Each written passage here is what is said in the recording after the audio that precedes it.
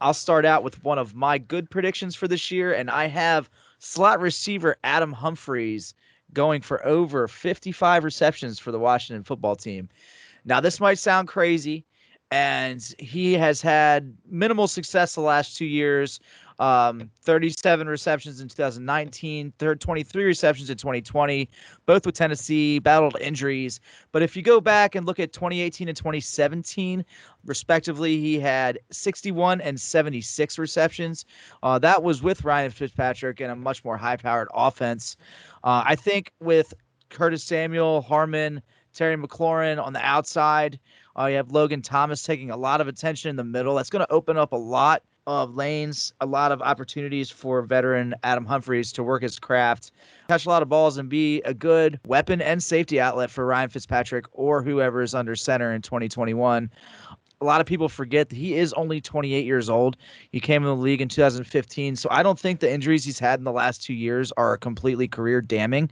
And I think we could see a resurgence from him this year and become an integral part of the Washington offense as it continues to grow. I do agree that I think Humphries is in the perfect situation to kind of have that career rejuvenation that you just mentioned. There are a lot of options on offense that can really open some stuff up for him. He's worked with Fitzpatrick before, as we've mentioned. I feel like obviously these are bold predictions, but I don't know if I would agree with the 55 receptions, and mainly not necessarily due to the fact of Humphries as a player or the kind of situation he's in on the offense.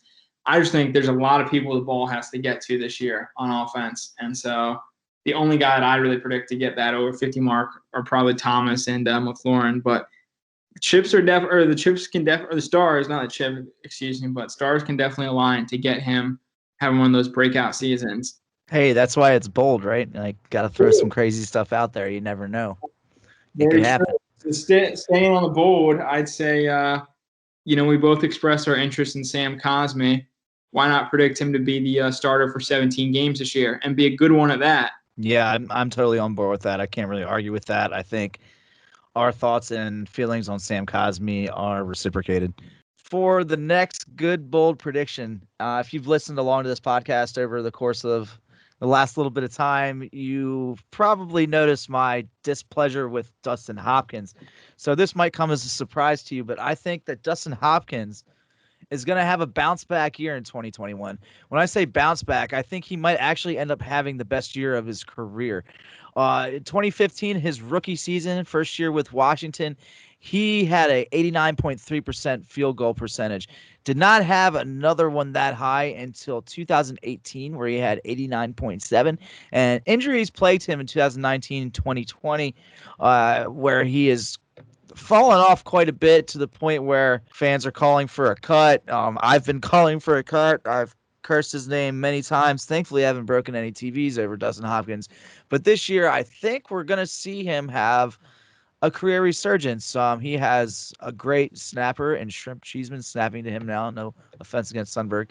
But I digress. I think that we're going to see a good year from Hopkins. He's going to be put in a lot of good positions, and he's going to hit some field goals and win some games for us. Welcome to the light side, Sam. Dustin Hopkins will I completely agree with this prediction. Whether or not it's a career best for a season, I think we'll have to see. But that 89, 90% mark is completely reachable for him.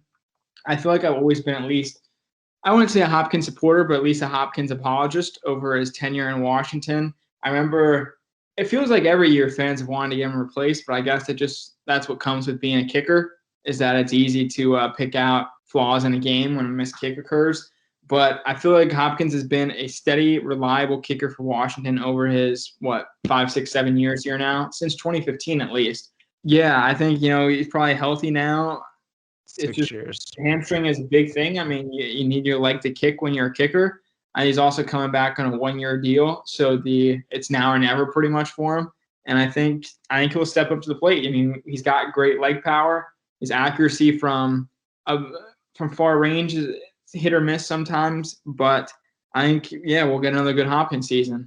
So somehow William Jackson has fallen through the cracks when talking about Washington's additions this year. I remember everybody was super stoked to get him when we signed him back in March. There was a lot of hype, but then Curtis Samuel was signed the next day, and that signing somehow overshadowed William Jackson. I think William Jackson is poised for what I believe to be a Pro Bowl year in 2021. We'll have to see if he actually gets to the Pro Bowl.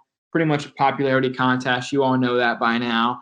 But I think he's going to have the best year of his career with Washington. He's exceptional man coverage cornerback, very good. He can pretty much lock down a quarter to a third of the field on defense. He's that talented. He's healthy. He's in a much better defensive scheme than he was ever in Cincinnati. Last year, he had a pretty solid year for Cincinnati, and he was playing behind the 32nd ranked pass rush, excuse me. And pass rush complements secondary more than secondary complements pass rush. Washington had the second best pass defense last year, and I don't think fans would agree that we had the second best secondary necessarily in football. But that pass rush is so good, and then getting a player that probably is the most talented guy in the secondary we have now is going to work wonders for the defense. We already have a good cornerback in Kendall Fuller. One side of the field is already squared away. We've got the pass rush. We've got the keys. I mean, we've got pretty much everything that it takes for a cornerback to be solid. And William Jackson is the most talented guy they have there now. I think he's going to have a great year. I'm saying he's going to get more interceptions in 2021 than his current career total of 3. I think he can have at least 3 interceptions for us this year. I am in love with that pickup. I think William Jackson was a through the roof signing. I am actually more excited to watch him this year than I am to watch Jamin Davis. And that's nothing against Jamin Davis. We're going to watch him progress for the next year, for years to come. I think this year is going to be a pinnacle year for William Jackson. I'm not sure if I agree with him having the most interceptions on the team. I think he's going to open up a lot of opportunities for Kendall Fuller. But I do think and agree with you that he will top his total of 3 interceptions for his career this year. He's going to absolutely ball out. I think he's going to add an element to this defense that it was missing last year that we didn't even realize it was missing. And it's going to take this defense's places that we can only dream of. Well, you just mentioned Jamin Davis, and it feels like we haven't talked about him since the draft. But sticking on that, my last good bold prediction is I think Jamin Davis has a defensive rookie of the year season. Now, like I just mentioned with Jackson, the Pro Bowl, we'll have to see if he actually gets selected for that honor. But I think just like Jackson, everything is aligned for Davis to have a great, great season on defense. I mean, obviously there's going to be some dark horse candidates that emerge throughout the year, but you look at the other heavy favorites that have been picked as a defense of the year favorite, Micah Parsons in Dallas, Jalen Phillips in Miami. I just think that Davis in Washington is the best kind of situation to enter as a rookie linebacker. He's got a great defensive line in front of him. Ron Rivera and Jack Del Rio, obviously both former linebackers who know their stuff, handpicked him as the guy they wanted as their linebacker of the defense. Good secondary behind him, good defensive scheme. I mean, he's a bit raw, but with coaching and then just not having to have the load on his back of having to carry a defense or being one of the better players on defense day one makes it a lot easier for him to just smoothly transition into the defense and start making just those instinct plays that he was doing his final season at Kentucky. He's a fantastic athletic profile, and you could not have entered a better place to just explode as a linebacker. I think we're going to end up seeing him leading the Washington football team in tackles or being really darn close to it. Probably throwing a couple sacks and maybe a couple INTs in there. Because let's not forget that he has great potential as a coverage linebacker. He's definitely the edge, or holds the edge for defensive rookie of the year. Put us back-to-back defensive rookie of the year. He's in a great situation, like you said. You covered every basis. I can't really say much more about it. And it was nothing against Jamin Davis. He's going to be awesome to watch as well. So the sky's the limit for that kid as well.